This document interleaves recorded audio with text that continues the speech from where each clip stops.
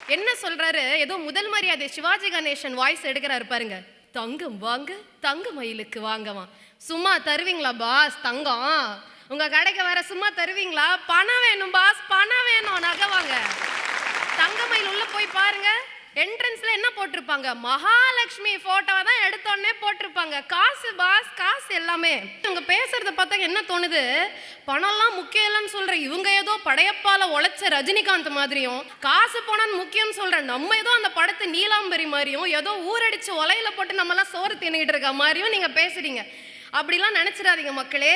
இந்த இமோஷன்ஸ்லாம் தள்ளி வச்சுட்டு கொஞ்சம் ப்ராக்டிக்கலா நம்ம பேசுவோம். அவர் விஸ்வாஸ் சார் கேட்டார், பணத்துக்காகவா நீங்க உழைச்சிங்கன்னு. ஆமா சார், என்ன தப்பு? பணத்துக்காக தான் சார் உழைக்கிறோம். யார் ஒருத்தன் இலக்கோட உழைக்கிறானோ அவனுக்கு மட்டும்தான் சார் பணம்ன்ற கனியே பக்கத்துல கிடைக்கும்.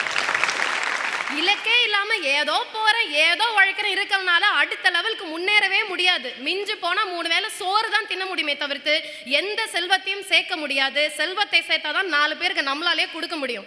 சின்ன வயசுல இருந்து உன்ட்ட என்ன இருக்கு, உங்க அப்பங்கிட்ட என்ன இருக்குன்னு கேட்டு கேட்டு சொந்தக்காரங்களோட வார்த்தையை கேட்டு வளர்ந்த பொண்ணு சார் நானு.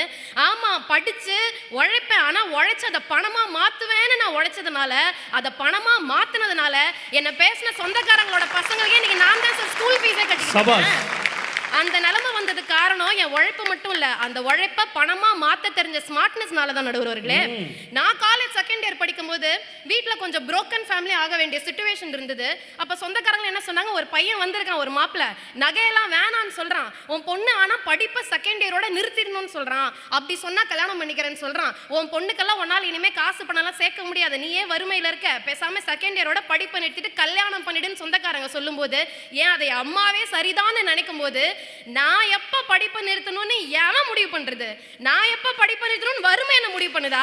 நான் எப்ப கல்யாணம் பண்ணணும், நான் எப்ப சேர்த்து வைக்கணும்னு வறுமை முடிவு பண்ணக்கூடாதுன்னு முடிவு பண்ணி, அதுக்கப்புறம் பணம் சேர்க்கணுன்றதுக்காகவே படிச்சு பணத்தை சேர்த்து என் மொத்த கல்யாண செலவையும் நானே பண்ணி கெத்தா எனக்கு பிடிச்ச வயசுல எனக்கு பிடிச்ச பையனை நான் கல்யாணம் பண்ணிட்டேங்க.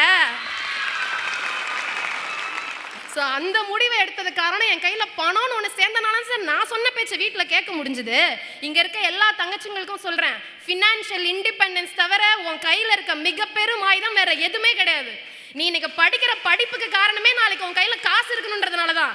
பணத்தை யார் என்ன சொன்னாலும் அது மேலே ஆசைப்படுறது மட்டும் விடவே விடாம எந்த லெவலுக்கு போனால் நிறைய சம்பாதிக்க முடியுமோ அந்த லெவலில் கனவு கண்டுக்கிட்டே இரு, அதை அடையணும்னு நினச்சிக்கிட்டே இரு, அப்போ மட்டும்தான் அடைய முடியும்.